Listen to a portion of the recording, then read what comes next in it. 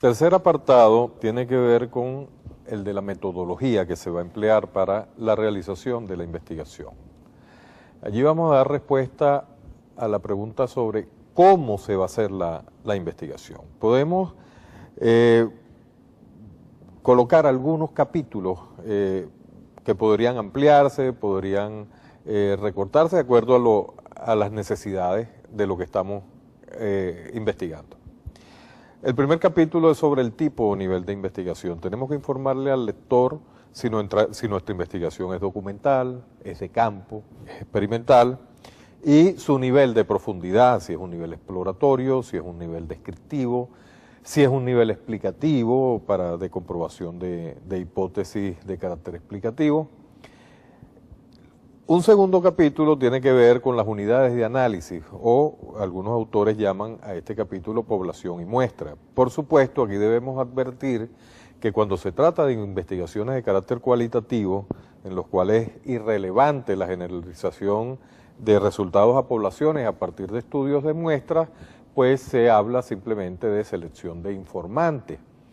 Recordemos que independientemente de que la investigación sea de carácter cualitativo, sin ánimo de generalización, sino de profundización de análisis de casos, o de carácter extensivo con la pretensión de generalizar a grandes poblaciones, en ambos casos siempre es necesaria la elaboración del proyecto de investigación. De tal manera es una falsa idea de que las investigaciones cualitativas no ameritan las elaboraciones de proyectos. Son tan sistemáticas y quizás a veces mucho más exigentes en cuanto al uso de recursos, a rigurosidad, que las investigaciones de carácter cuantitativo. De tal manera que, sea cualitativa o cuantitativa la investigación, siempre es necesaria la elaboración del proyecto. Y en ese capítulo en específico es que vamos a definir entonces si vamos a trabajar con muestras a partir de poblaciones o simplemente con selección de informantes para estudios de caso. El siguiente capítulo tiene que ver con las técnicas e instrumentos de recolección de datos. Este es un capítulo sumamente importante. En él se debe hacer referencia a cómo vamos a abordar las fuentes de información. Las técnicas tienen que ver, por ejemplo, la técnica de observación es una de ellas, la técnica de encuesta, si la vamos a utilizar, la técnica de la entrevista.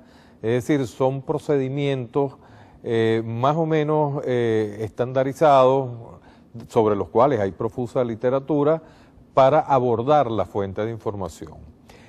Los instrumentos de recolección de datos tienen que ver con dispositivos ya de base material, donde vamos a registrar los datos que vamos a obtener a través de las técnicas utilizadas.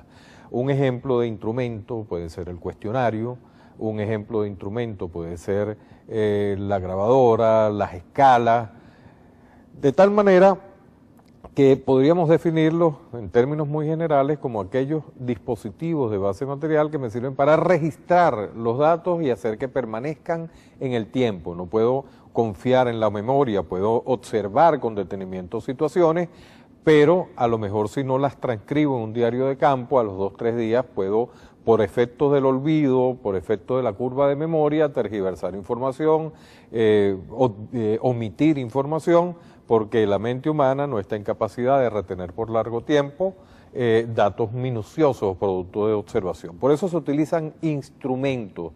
Estos hay que diseñarlos, hay ciertas pautas para garantizar su validez y confiabilidad, y eso va a garantizar que sean creíbles los datos que vamos a aportar al final de la investigación. El siguiente capítulo y último capítulo para cerrar este apartado sobre la metodología es el que tiene que ver con las técnicas de procesamiento de datos. Debemos informarle al lector cómo vamos a procesar esa información que vamos a recoger a través de las técnicas e instrumentos que vamos a utilizar. Las técnicas podemos hacer referencia a técnicas de carácter estadístico, técnicas descriptivas o técnicas inferenciales, o técnicas de análisis más cualitativos, como análisis del discurso, como análisis de imágenes. Es decir, aquello que sea lo más útil para analizar el dato recogido y convertirlo en información. este es el momento de mostrar cuáles son esas técnicas que vamos a emplear.